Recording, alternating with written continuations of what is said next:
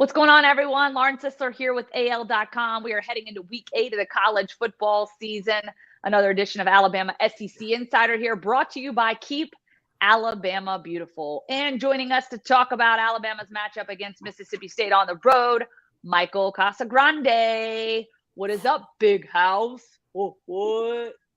Gosh, people watch this. Bless them for sitting through it.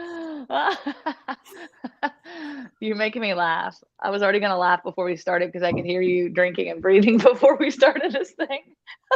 Got a little sinus infection. Oh no. Hey, it's that week 8.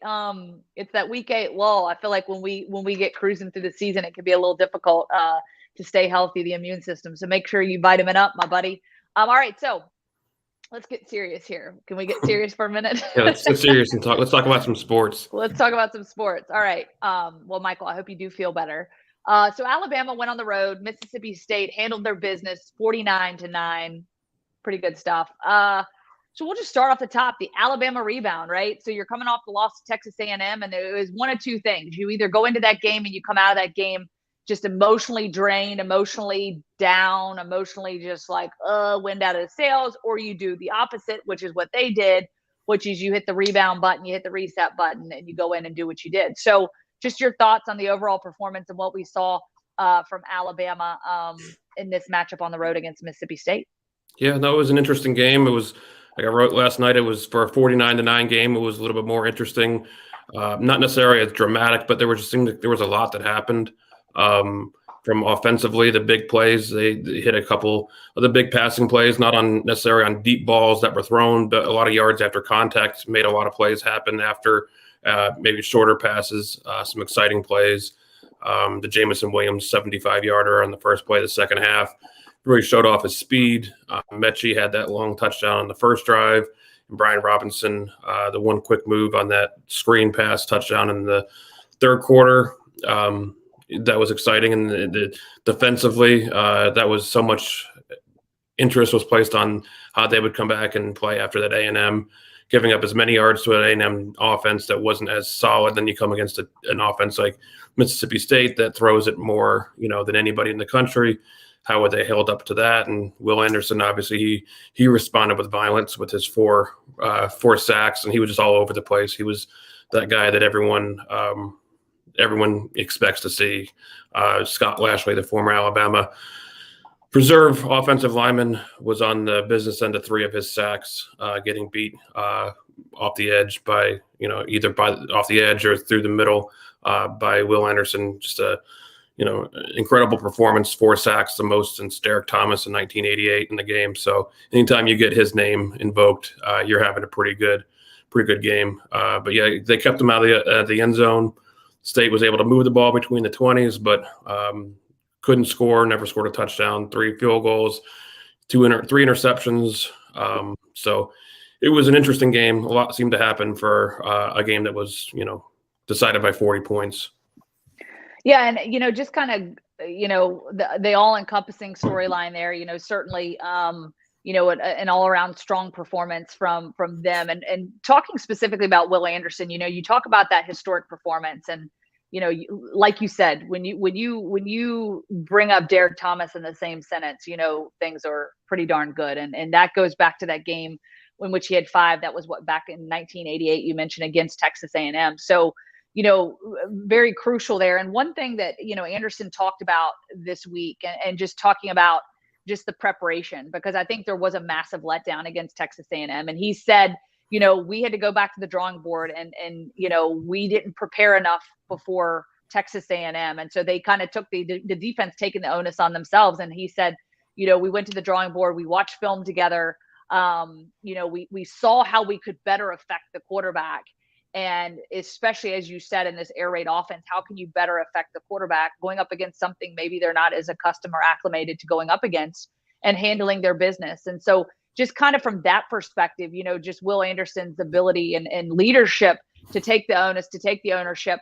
How did you see his performance also kind of resonate with the rest of the defense? Yeah, and it's interesting for him being a sophomore. I guess he's midway through his second season at Alabama, but he's already seems like the voice, the heartbeat of that defense. Yeah. he's older than his age would indicate. Obviously a vocal guy, a guy that people listen to, an emotional guy, but not the wrong kind of way, but in the way that you could tell he brings it when he's talking to his teammates. And he was talking to us a week ago today when he went back to the point he made after the Florida game that he didn't think people were taking football seriously enough or not watching enough film. And it was a challenge almost to his teammates to get their head in the right place, that they're not just going to win. You don't just win because you have the Alabama jersey. You've got to still earn it. Yeah. And you could see that it was a different looking defense on Saturday night.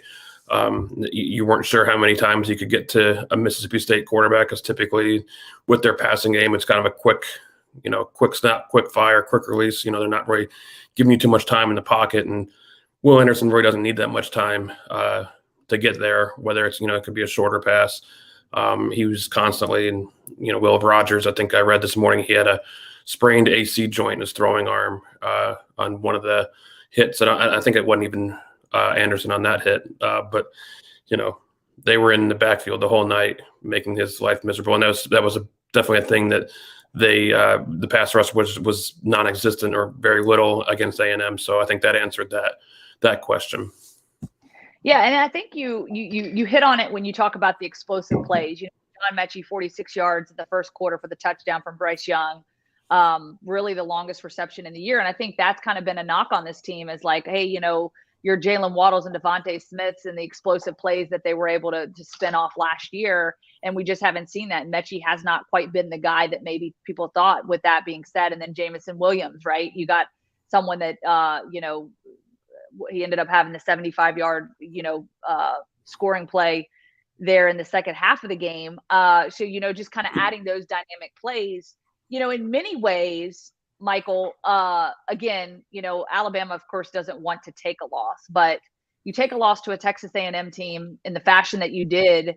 Do you think this in some ways is kind of like Nick Saban, and maybe you can kind of play off his sort of mood and energy after the game against Mississippi State, but do you think in some ways that this is like a positive? Because certainly you don't want something like this to happen when you go play a Georgia in the SEC championship, but if there's a time for this and a place for this, do you think in your mind the response and what they were able to do, as you said, defensively, and then with these explosive plays, the timing probably could not have been better?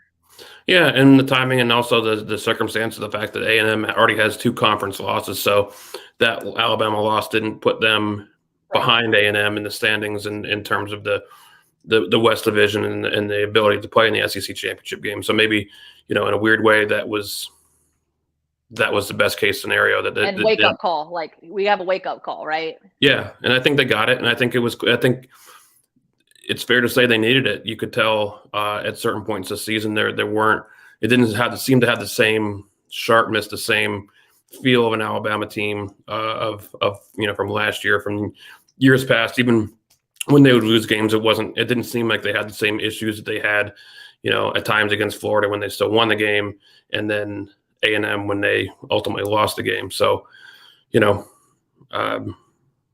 only 2 of his championship teams here have been undefeated, so it's not like that's a requirement for winning a title. Yeah, definitely. So looking at the schedule ahead, so of course Alabama back home this weekend against Tennessee. So I guess technically the 4th Saturday in October, right? 4th Saturday in October. Yes. So everyone will be getting their cigars ready. Certainly a different Tennessee team than we've seen in recent years. So I think there'll be plenty to unpack as we start to kind of look ahead at that matchup and that game for them. And then they get the bye week, and then they're home again against LSU and New Mexico State and Arkansas. And then, of course, their final game, they go on the road. So, kind of turning the corner here on the back end of the season, certainly, some big things ahead. But I know you'll be talking with Nick Saban here in just a little bit as he does his weekly press conference to get ready for this one. So again, appreciate your insight, Michael. Always good stuff. I know you guys put in a lot of work. You guys work really hard, and obviously your nose and your sinuses are paying for it right now. It's the life. It's the life we chose. The life we chose. That's right. Hey, we appreciate you, and we of course appreciate our sponsors. Keep Alabama beautiful. Thank you all for watching. Thank you all for hanging out with us. And Michael, we'll check back in with you soon, and I hope you feel better. Thank you.